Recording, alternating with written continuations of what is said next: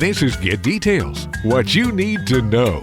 We'd like to take a moment and welcome all you philomaths, sophophiles, knowledge seekers, and autodidacts. These are all people who are actively seeking knowledge. And that's what Get Details is all about. Today, we're putting 7 surprising and remarkable bits of trivia under the microscope to discover just how true they are. So buckle up and be sure to do the clicks, to keep us moving and researching what you need to know. So what exactly are trivia, trivial, and triviata? Basically, the word trivia means facts and details that not everyone knows. Sometimes they're unimportant, obscure, or esoteric information that you normally wouldn't think about. But they can be really fascinating. Now, the term trivial is different. It really means something that's of little value or importance, insignificant, and not worth giving your full attention. And then there's triviata. That's a collection of trivia just like this one. It's not trivial, it's all unique and interesting, but not exactly essential.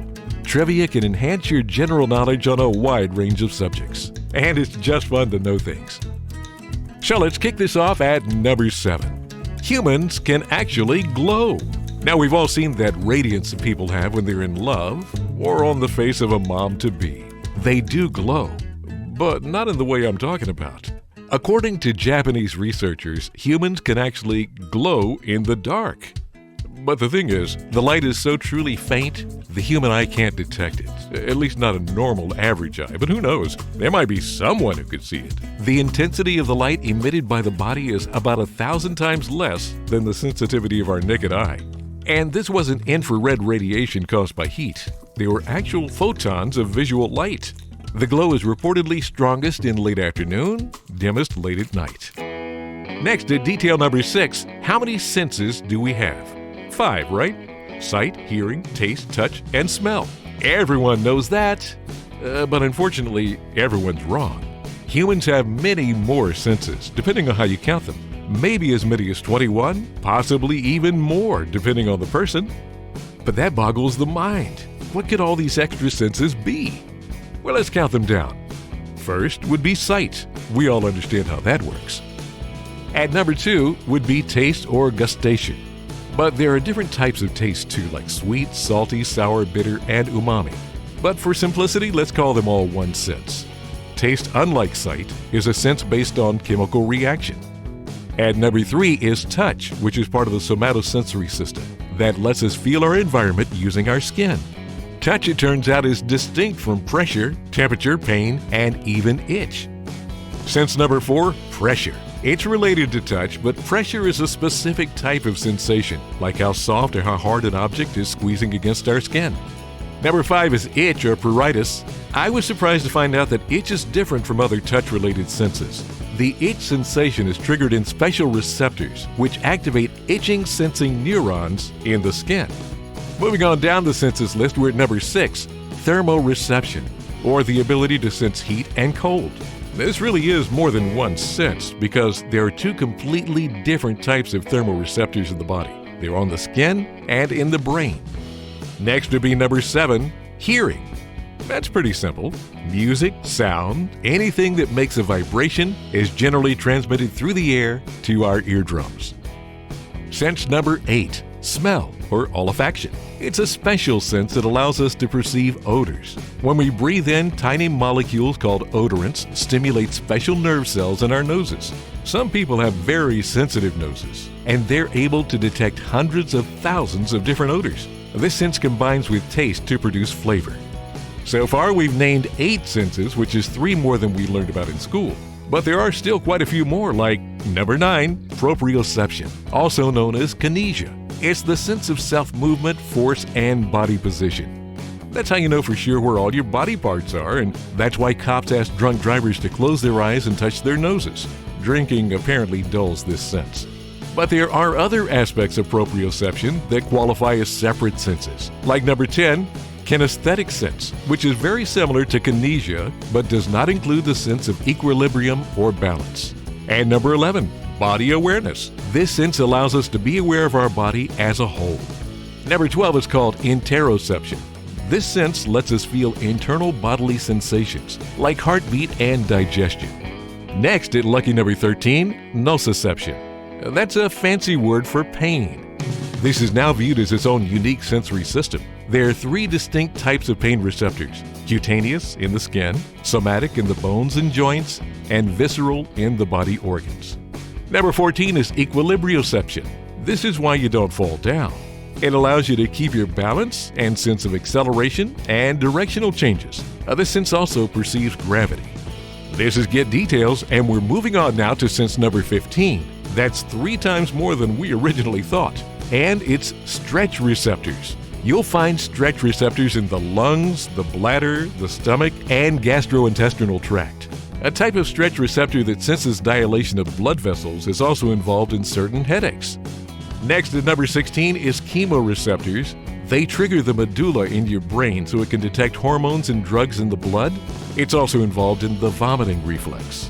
At number 17 is thirst. You probably never considered this as a sense, but it really allows your body to keep track of your hydration level. And that is vitally important. So be sure to drink a lot more water than you already do. Next up at number 18 is hunger. This system allows your body to know when you need food through a complex system of detection, signal transmission, and perception. If you didn't get hungry, you could actually starve to death. Number 19, magnetoreception. The ability to detect magnetic fields.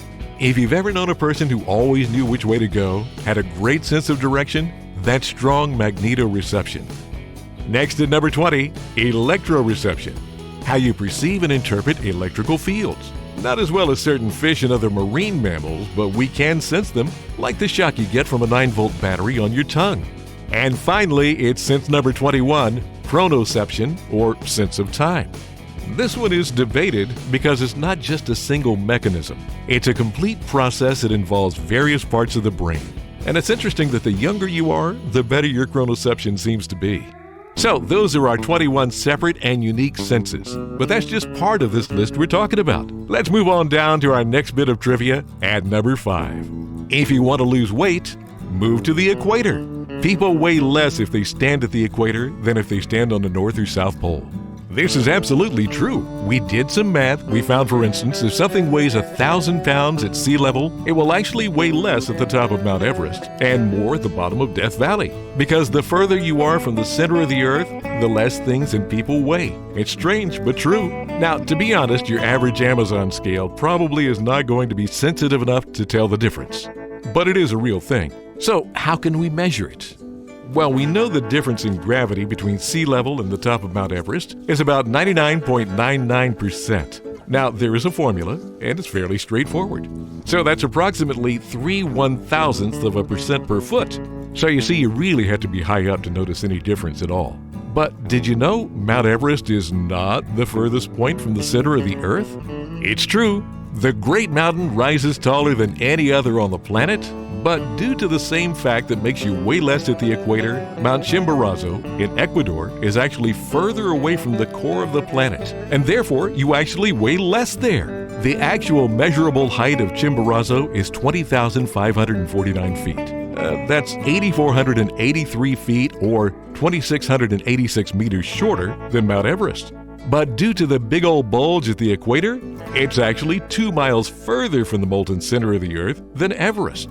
This means for every foot you go up, the strength of gravity decreases by approximately 0.003434%. And the same is true for going deep underground, or to lower elevations like the Dead Sea or Death Valley. The deeper you go, the more you weigh. These are bits of knowledge you may not have thought of before, so it's our pleasure to bring them to you here on Get Details. Now at number 4, a chicken named Mike lived for 1.5 years without a head. This is a totally crazy story, but absolutely true. Miracle Mike was a Wyandotte chicken that lived from April 20th, 1945 to March 17th, 1947. His owner was a farmer named Lloyd Olson from Fruita, Colorado, near the Utah state line. On September 10th, 1945, Olson went to his yard to bring back a chicken for supper. He picked Mike, but his aim must not have been completely true, because the axe missed the jugular vein, leaving one ear and most of the brainstem intact, but cutting off the rest of Mike's head. Apparently, a blood clot stopped him from bleeding to death. Even though Lloyd tried to decapitate him, old Mike was just too spry and refused to go peacefully. Even without a head, he was actually still able to balance on a perch and walk around. So what do you do in a situation like that? Olsen decided to take care of the pitiful rooster by feeding him a mixture of milk and water, using an eye dropper, and giving him small grains of corn and worms. He also used the dropper to clear any mucus or excess food from the chicken's open neck hole. Well, after a while, Mike got famous nationwide and began a whirlwind career of touring the country as a freak of nature. At the height of his popularity, Mike's owner earned $4,500 a month. Now, incredibly, that's equivalent to over $70,000 today. And Mike was valued at $10,000. It was an amazing time. But all good things must come to an end. One late night, March 1947, in a motel in Phoenix, Arizona, Mike had managed to get a kernel of corn stuck in his throat and started choking. Lloyd heard the noise and jumped up immediately, but discovered he had left the eye dropper at the carnival and had no way to help clear Mike's airway. At first, Lloyd was too embarrassed to admit that he let Mike die, and he told his friends and family he sold the bird to the owner of the carnival. He didn't want to admit that he'd actually let the golden goose, so to speak, slip through his fingers. But even though Mike may have gone on to the great chicken coop in the sky, they still remember him around Fruita with the Mike the Headless Chicken Festival the first week in June at the Fruita Civic Center. Now headed on down the trivia trail, here's number 3. An Englishman bought a metal detector and within just 20 minutes located a treasure worth a whopping 100,000 pounds. His name was Wesley Carrington. He bought a metal detector and used it the first time in a field near St. Albans in Hertfordshire, England. In just 20 minutes, he found a gold-colored coin with a Roman figure on it. It turned out to be a cache of nearly 160 ancient coins. Even more were found later. The hoard was believed to be one of the largest collections of Roman gold coins ever found in England, worth about $156,000. But that pales in comparison to some of the other amazing finds here in America using metal detectors, like the Mojave Nugget. This is one of the largest nuggets ever found on American soil. It weighed a massive 4.9 kilograms or nearly 11 pounds. The Saddle Ridge Hoard was discovered in 2013 in California. This is the largest collection of gold coins ever unearthed in the U.S. 1,427 coins dating from 1847, valued at over $10 million. Or how about the Boot of Cortez? This is the largest surviving gold nugget discovered in the Western Hemisphere. It was found by a local man using a cheap metal detector in the Sonoran Desert in 1989. It weighs 26.6 pounds and was sold at auction for over $1.5 million. The guy that found it sold it for $30,000. Pretty amazing stuff. Hey, this is Get Details, and at number 2, this next point may seem ironic if you've ever seen those Charmin TV commercials with the cute cartoon bears, because while they hibernate, bears do not go to the bathroom. It's true, during hibernation, bears do not eat, drink, urinate, or defecate. Instead, their bodies recycle their metabolic waste. There are other animals that hibernate too, like bats. Over half the bat species in North America hibernate about 6 months a year. Box turtles usually sleep through the winter months. Bumblebees also hibernate, along with certain mice, groundhogs, raccoons, honeybees, ladybugs, beetles, frogs, toads, and salamanders. In contrast, in eastern North America, where foods remain available all winter, bears are genetically programmed to delay hibernation and sleep less than their cousins out west or up north. So now we've covered 6 fascinating tidbits so far. Be sure to click like before you forget. Now at number 1, 7 million people admit to actually dropping their phone in a toilet. Other shocking facts about the porcelain throne include the more features your smartphone has, the longer you sit on the toilet. While most of us in the developed world take bathrooms for granted, there are over 1 billion people in the world who do their business outside. There are more TVs in Afghanistan than toilets. Interesting, that's 90% versus 7%. The first toilet cubicle in a row in a restroom is the least used, and therefore the cleanest. Be cautious, accidents do happen around toilets. King George II even died falling off one in 1760. Well, the truth is more likely he died of a heart attack and then fell off. Also, 40,000 Americans are injured in toilet-related incidents every year, but thankfully fatalities are extremely rare. The average American visits a toilet about 2,500 times a year. Toilet paper is rumored to have been invented in China in the 6th century. And 20% of people do not wash their hands after they visit the bathroom. And that's all the crap I've got for you on this episode. Sorry, I couldn't resist. This is Get Details, and we're very glad you stopped by. I'll bet you learned something. Now, if you don't mind, click like, subscribe, and share. And leave a comment on which item surprised you the most. If there's something you'd like details on, let us know. Thanks for watching, and remember, it's okay to be smart.